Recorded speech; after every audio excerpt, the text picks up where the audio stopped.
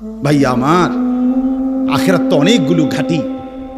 এক নম্বরে হচ্ছে জান কবজ হওয়া, মৃত্যু, এরপরে কবর, এরপরে হাসরের মাঠ, এরপরে মিজান, এরপরে ফুলসিরাত, এরপরে জান্নাত জাহান্নাম, এবং এক একটা হাজার হাজার বছরের লম্বা ঘাটি।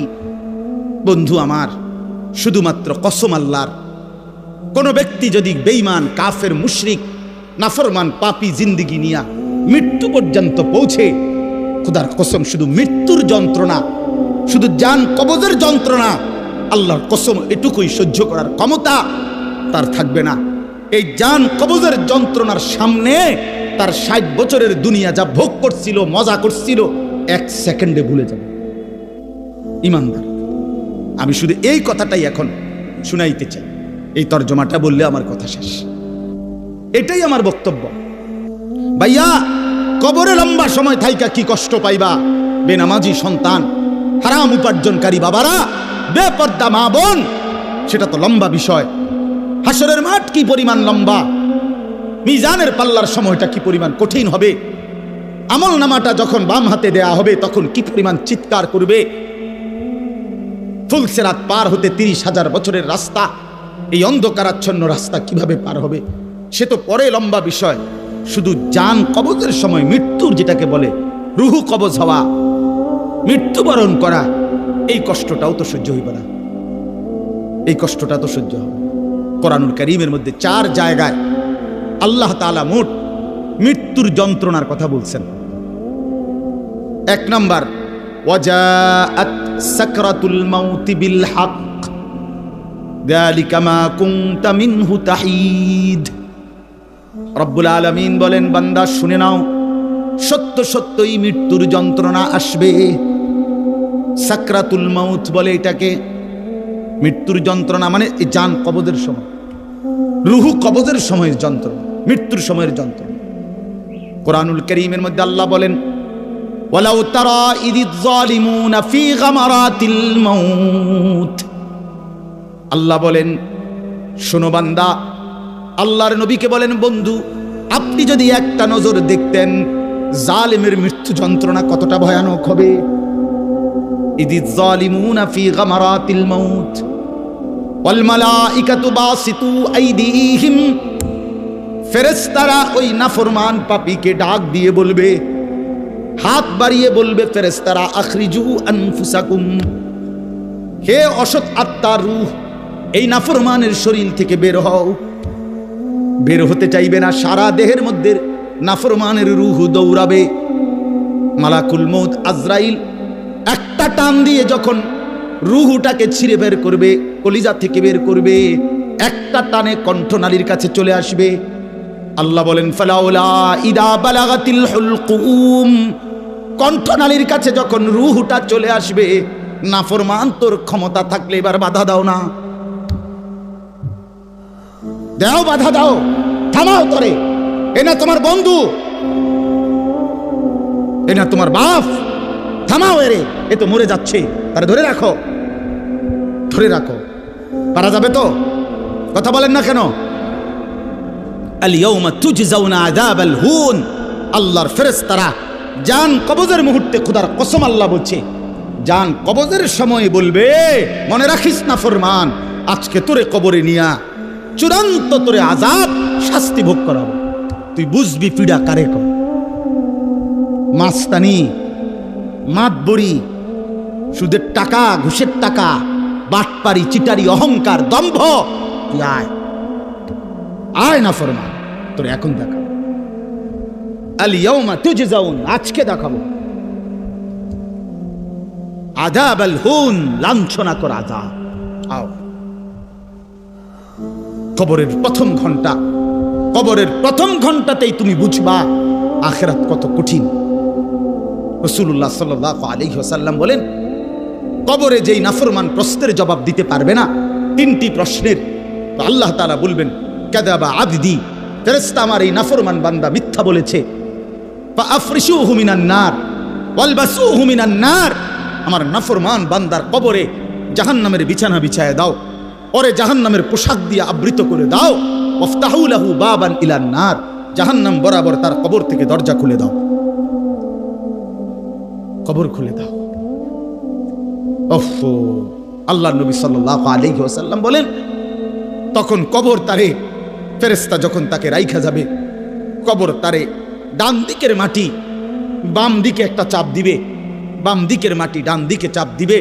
আল্লাহর কসম, নবী বলছে, হাত্তা তাখতালিফা আদলাউহু, ডান পাশের হাড্ডি এবং এই পাজরের হাড্ডিগুলো করকর করে ভাঙ্গা বাম দিকে চলে যাবে, বাম দিকের গুলো ডান দিকে চলে যাবে। ভাইয়া আমার, তুমি তোমার উপরে রহম করো। বাপ আমার, আপনাদেরকে বলি, হারামের টাকা উপার্জন কইরা, সুদের টাকা, কিস্তির টাকা, ঘুষের টাকা, ওজনে কম দেওয়া টাকা, হারাম ব্যবসার টাকা, বাটপারি সিটারির টাকা দিয়া বংশ, ফ্যামিলি, স্ত্রী, সন্তানের জন্য রাইখা যাইয়েন না। ওরা আমনেরে বরবাদ করবে, আপনি নিজেও বরবাদ হইলেন, ওরারও বরবাদ করলেন। শুধু শুধু শুধু শুধু আমনে মূল্য পৃথিবীতে কামাই রোজগারই থাকবে, আর পৃথিবীতে যেত রোজগার থাকবে আপনার ফুতেই কামাই করতে পারবো। আপনি হালাল ভাবে যে দূর পারেন করে দিয়েছে, বাকিটা আপনার ফুতে করবে। না পড়লে মরে যাবে, অসুবিধা কি? না খাইয়া যদি কেউ মরে যায়, কেন মৃত্যুবরণ করা তো বেজ্জুতি, ঠিক না? কথা বলেন না কেন? না না, বলেন বলেন। কেউ মরে যাওয়া এটা কি শরমের কথা নাকি? ভাই বলো, ছেলে বলো। আরে ছি ছি ছি ছি, ওটা মরে গেল, কেমন শরমের কথা এটা? এমন এটার কথা হইলো কোনো? তো মরলে কিছে, মনে করেন না খাইয়া মরেই গেছে, তো মরলে কিছে, মরণ কি শরমের কিছু? তো বাপ দাদা 14 গোষ্ঠী মরছে, তো আমি মরলে সুবি?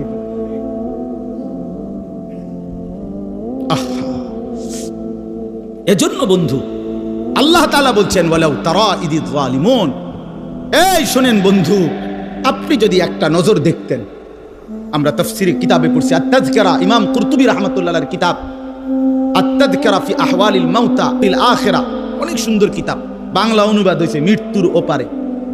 ইমাম কুরতুবীর খুব সুন্দর, অনুবাদটাও অসাধারণ।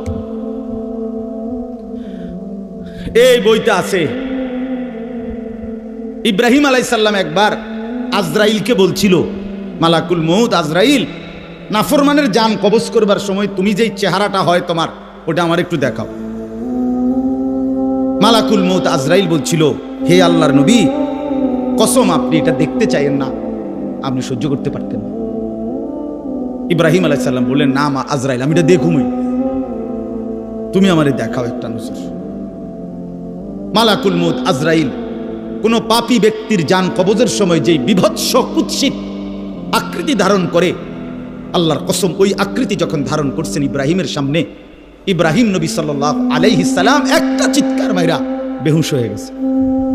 লম্বা সময় পরে যখন হুঁশ আসছে, তো আমি নিজে পড়ছি কিতাবে, আরবি কিতাবে, ইব্রাহিম আলাইহিস সালাম আল্লাহকে বলছে, আয় আল্লাহ, আপনার জাতের কসম মাওলা, কোন নাফরমান পাপী তার কবরের আযাব, আখিরাতের আযাব, জাহান্নামের আযাব কিছুই লাগবে না, শুধু মালাকুল মউত আজরাইলের এই বিভৎস দৃশ্য যদি সে একবার দেখে, তো তার 60 বছরের নাফরমানির শাস্তির জন্য এটাই যথেষ্ট।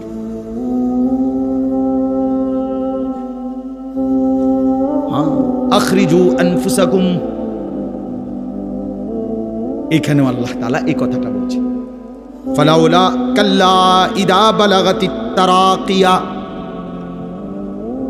আল্লাহ তাআলা বলেন, কখনোই না বান্দা, অর্থাৎ কোনোভাবেই থামাইতে পারবে না, ইদা বালাগাতিত তারাকিয়া, প্রাণ যখন, রূহ যখন কলিজা থেকে ছিঁড়ে ফেরেশতা মালাকুল মউত টান মারবে, যখন কণ্ঠনালীতে পৌঁছে যাবে, তখন আর কোনো নাফরমান, কোনো তওবা, কোনো ইস্তিগফার, কোনো চিৎকার, কোনো ঝাড়, কোনো ফুক, কোনো ডাক্তার, কোনো কবিরাজ, কোনো বৈদ্য, কোনো কিছু দিয়েই আর নিজেকে ফেরাইতে পারবে না। ইদা বালাগাতিত তারাকিয়া, যখন কণ্ঠনালীর মধ্যে ফেরেশতা টান দিয়ে বের করে ফেলবে রূহ, কলিজা থেকে, কলব থেকে রূহকে টেনে ধরবে, যখন কণ্ঠনালীতে চলে আসবে, ওয়াকিলা মান রাক, আশপাশের সকলেই তখন বলবে, এই ব্যক্তি যে ছটফট করতেছে, তারে এখন কোন কবিরাজ দিয়া ঝাড়াবে? সবাই ডাক্তার, কবিরাজ, বৈদ্য, ওজা খুঁজবে, দেখো না কার কে পরিচিত আছে, ডাকো, আরে বাঁচাইবার চেষ্টা করো। ওয়ান্না আন্নাহুল ফিরাক, আল্লাহ বলে, কিন্তু ওই ব্যক্তি ঠিকই বুঝে ফেলেছে আজকে তাকে নিশ্চিত এই পৃথিবী থেকে বিচ্ছিন্ন হতে হবে। আত্মীয় স্বজন তারা যদিও ডাক্তার কবিরাজের জন্য চিল্লাচিল্লি করছে, কিন্তু লোকটা নিজেই বুঝে ফেলবে আন্নাহুল ফিরাক, তাকে এখন এই দুনিয়ার মায়া থেকে বিচ্ছিন্ন হইতেই হবে। কারণ মালাকুল মউত তো রূহটা ছিঁড়া ফেলছে, কলিজা থেকে টান দিয়া ফেলছে, আর তো ফেরত যাবে না, আর তো ফেরত যাবে না। ইন্নাল্লাহা ইয়াকবালু তাওবাতাল আবদি মা লাম ইউগারগির। নবী সাল্লাল্লাহু আলাইহি ওয়াসাল্লাম বলেন, নিশ্চয়ই আল্লাহ তাআলা বান্দার তওবা কবুল করেন যতক্ষণ পর্যন্ত না মৃত্যুর গড়গড়া শুরু হয়, ওর আগ পর্যন্ত। ফেরেশতা টান দিলে মৃত্যুর যখন গড়গড়া শুরু হয়, তখন যদি কোনো বান্দা তওবা করে আল্লাহ তাআলা সেই তওবা কবুল করে না। এবারে দম টানে, একটা সুজা হইয়া গেছে। এই সময় হুজুর আনছে 200 টাকা দিয়া, হুজুর আব্বারে গুদুর বেহেশত বুঝ কইরা দেন, তওবা ভরাইয়া দেন, তওবা। এই সারা জিন্দিগির সিটারি বাটফারির তওবাটা এই 200 টাকা দিয়া আব্বারে মিল কইরা দেন। হ্যাঁ, ফেরেশত বেহেশত দিয়ে দিব। বেহেশত হুজুরের আব্বার সম্পত্তি। হ্যাঁ, কথা বলেন না কেন? বেহেশত হুজুরের বাপের সম্পত্তি। এটা তো এটা কি ধরনের তওবা? কিসের তওবা এটা? এই ব্যাটার তো কোনো এহসাসই নাই। আরে বোঝেন নাই আমার কথা? তার তো কোনো অনুভূতিই নাই, হে তো লড়েও না, বুঝেও না, হে তো জানে না কিসের করছে, কি করতেছে। আল্লাহ তাআলা বলছে, ওয়াল্লাযীনা ইযা ফাআলু ফাহিশাতান আও যালামু আনফুসাহুম যাকারুল্লাহ ফাস্তাগফারু লিযুনুবিহিম। আল্লাহ বলছে, আমার বান্দা যত বড় নাফরমানি করুক, করতে করতে যদি বড় থেকে বড় জুলুমও করে, কিন্তু তৎক্ষণাৎ যদি আমি আল্লাহকে স্মরণ করে আর আমার কাছে 2 হাত তুলে মাফ চায়, পিছনের গুনাহ যদি ছেড়ে দেয়, আর করবে না যদি ওয়াদা দেয়, খোদার কসম কোরআনে আছে, আল্লাহ বলেন, বান্দা আমি পুরাপুরি 100% মাগফিরাত দিয়ে দেব, পুরা মাফ। উলাইকা জাযাউহুম মাগফিরাতুম মির রাব্বিহিম। যখন তোমার বুঝ ছিল তখনই তুমি তওবা করছিলা, ঠিক আছে, কিন্তু যখন মৃত্যুর যন্ত্রণা শুরু হয়ে যায় তখন আর তওবা কবুল হয় না। ওয়ালাইসাতিত তাওবাতু লিল্লাযীনা ইয়ামালুনাস সাইয়্যাত হাত্তা ইযা জাআ আহাদাহুমুল মাউত ক্বালা ইন্নী তুবতুল আন। এই যে কোরআন শরীফের আয়াত, আল্লাহ বলেন ওই ব্যক্তির তওবা তওবা নয়, পুরা জিন্দেগি নাফরমানি করেছিল, অতঃপর যখন মৃত্যুর সময় আসলো, আজরাইল উপস্থিত হলো, এখন বলতেছে আমি আল্লাহ এখন তওবা করলাম। আল্লাহ বলে, না বান্দা, এমন তওবা হবে না।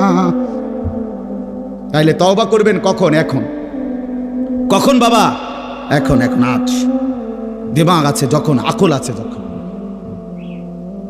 বুঝ আছে যখন। আল্লাহ আমাদেরকে বুঝার তৌফিক দান করেন। ওয়ালতাফাতিস সাকু বিসাক।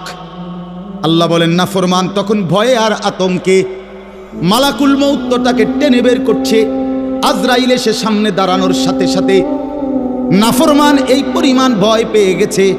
ওয়ালতাফাতিস সাকু বিসাক, 2টা পায়ের গোসা, মানে পায়ের গোসা বোঝেন না, গোড়ালি নিচের অংশ আর কি, জুতা পরি আমরা যেটা, এই গোসা আল্লাহ বলেন এক গোসার সাথে আরেক গোসা, মানে 2 পাও এইভাবে মিল্লা গেছে। এটা যে একটু নড়াবে, একটু একটার উপর একটা উঠাবে অথবা কদ্দুর সরাবে, ভয়ে আতঙ্কে আল্লাহ বলেন নাফরমান এটাও ভুলে যাও। পাওটা নাড়াবার ক্ষমতাও হবে না। ইলা রাব্বিকা ইয়াউমা ইদিনিল মাসাক। আল্লাহ তাআলা বলেন এই অবস্থাতেই আমি আল্লাহর কাছে ফিরতে হবে, ফিরতে হবে। মৃত্যুর ভীষণ বড় যন্ত্রণা হবে। অর্থাৎ এখানে ফেরেশতা প্রথম তো টান দিবে, ফুলের মতো ছিঁড়া ফেলবে।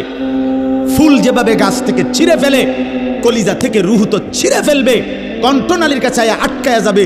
তখন সে বারবার চেষ্টা করবে নিজের রূহ ফেরত নিতে, কিন্তু ফেরত নিতে পারবে না। আল্লাহ তাআলা বলেন মৃত্যুর মারাত্মক সাকরাতুল মউত তখন শুরু হবে, ভীষণ যন্ত্রণায় শরীর পাওটাও নাড়াইতে পারবে না। এই অবস্থাতেই, এই জোরাজুরি টানাটানি অবস্থার মধ্যে তাকে আল্লাহর কাছে ফিরতে হবে। এবার আল্লাহ শেষ কথা বলে, এবার শুনো বান্দা, এই নাফরমানের মৃত্যু যন্ত্রণা এতটা ভয়ানক কেন হলো এই লোকটার? আল্লাহ তাআলা বলেন ফালা, ওই ভাই ছেলেরা শোনো, ভাই আবার শোনো, যাই ধমকাইছি, খোদার কসম দুশ্মনী নিয়ে ধমকাই নাই, তোমার সাথে কোনো বিদ্বেষ নিয়ে ধমকাই নাই, কলিজা বড়া এটুকু ফিকির নিয়েই বলি যে এক ছেলে বদলে যাক, একটা নওজোয়ান বদলে যাক। সারা দিনের চিৎকার চেঁচামেচির দ্বারা, এই দিবানিশির এই বলার দ্বারা যদি একটি বাচ্চাও, একটা ছেলেও, একটা কিশোর, একটা যুবক, একটা তরুণ, একটি মুসলমানের মা মেয়ে যদি বদলায়, হতে পারে ওই একজনের উসিলা আল্লাহ আমাদেরকে মাফ করে দেবে। এই আশায় ভাইয়া, এই আশায় যুবক ভাইয়া, তোমরা ইসলামের দিকে ফেরা দরকার, তোমরা আল্লাহর দিকে ফেরা দরকার। চারিদিকে সারা পৃথিবী জুড়ে সমস্ত ষড়যন্ত্র ইসলামের বিরুদ্ধে, মুসলমানের বিরুদ্ধে। তোমরা দেখছো ভাইয়া, গাজার মধ্যে মুসলমানের রক্তে ভাসতেছে, ফিলিস্তিনে মুসলমানের রক্তে ভাসছে, আজ আবার লেবাননে মুসলমানের রক্তে জমিন ভেসে গেছে। এত রক্ত প্রতিদিন মুসলমানের ঝরছে, এরপরও কেমনে নামাজ না পইরা থাকো, এরপরও কেমনে দুশ্মনের মতো চলাফেরা করো, কার মতো চুল সাজাইলা, কার মতো জামা পরলা, কার মতো নিজেকে পরিচয় দিলা, যেই বেঈমানদের সাথে তোমার চুল, জামা, শরীর, প্যান্ট, কথাবার্তা মিলাইছো, খোদার কসম ওরা তো প্রতিদিন মুসলমানের রক্তে জমিন ভাসায় দিচ্ছে, প্রতিদিন ভাসায় দিচ্ছে। এটা তো ভাবা উচিত, ভাবা উচিত। সারা দেশে, আমার এই ছোট্ট বাংলাদেশেও কি পরিমাণ ইসলাম এবং মুসলমানদের বিরুদ্ধে ষড়যন্ত্র।